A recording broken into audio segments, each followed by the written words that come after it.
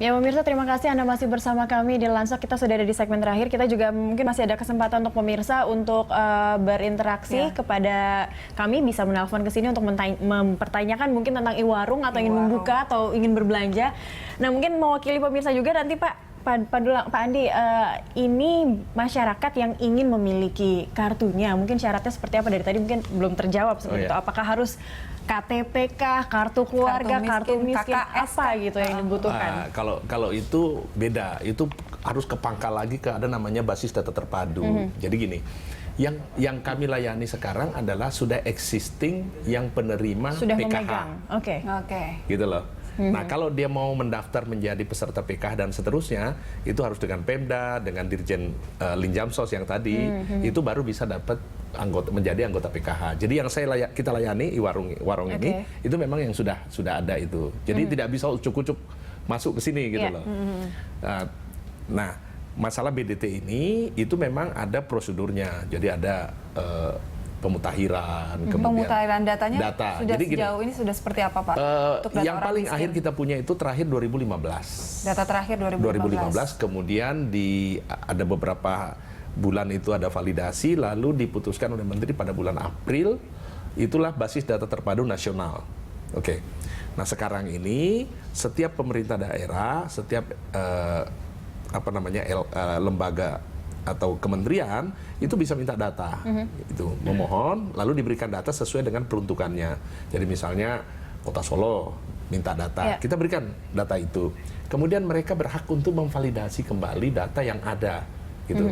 Jadi data yang ada, karena yang utama di BDT kita itu sebetulnya kita meranking orang menurut PMT. Jadi proximitas kita ranking siapa yang paling bawah, siapa yang di atas dan seterusnya. Ada urutan.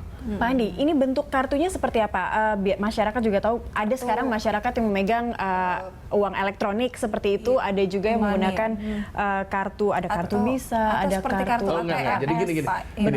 Sebetulnya kartunya ini tidak seperti yang e-money. Jadi kan sebetulnya ada dua kan ya. Pertama sistem itu uangnya ada di kartu.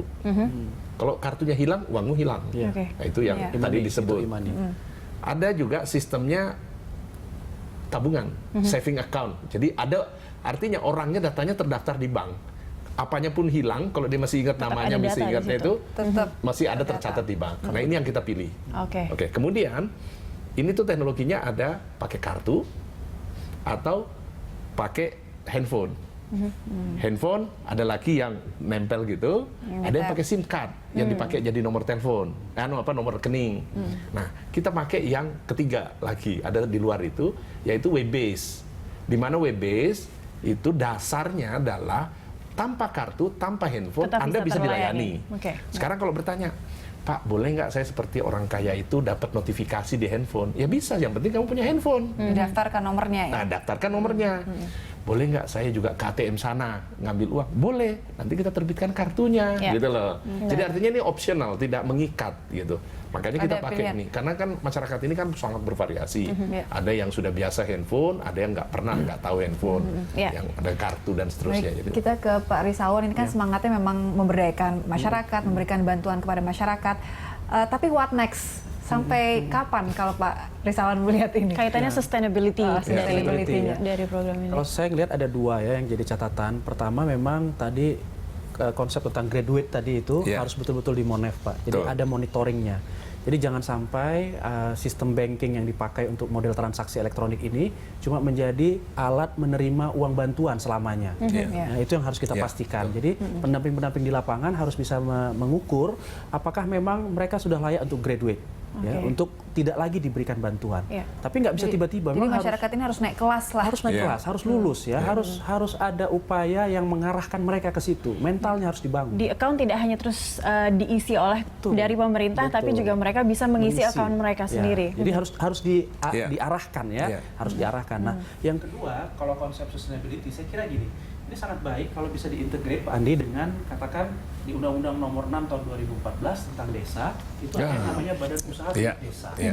Itu dananya cukup besar. Jadi kalau tadi memang tadi Pak Andi bilang begitu didorong terus mereka jalan sendiri, kalau mereka bisa punya kemampuan mengumpulkan, mengakses dana desa itu luar biasa saya kira alokasi dana desa. Jadi bisa berkembang. Jadi memang betul, saya setuju. Jadi pelan-pelan memang itu juga bank juga sudah ditugaskan untuk itu. Kebetulan dia ditugaskan untuk bundes-bundes itu gitu loh.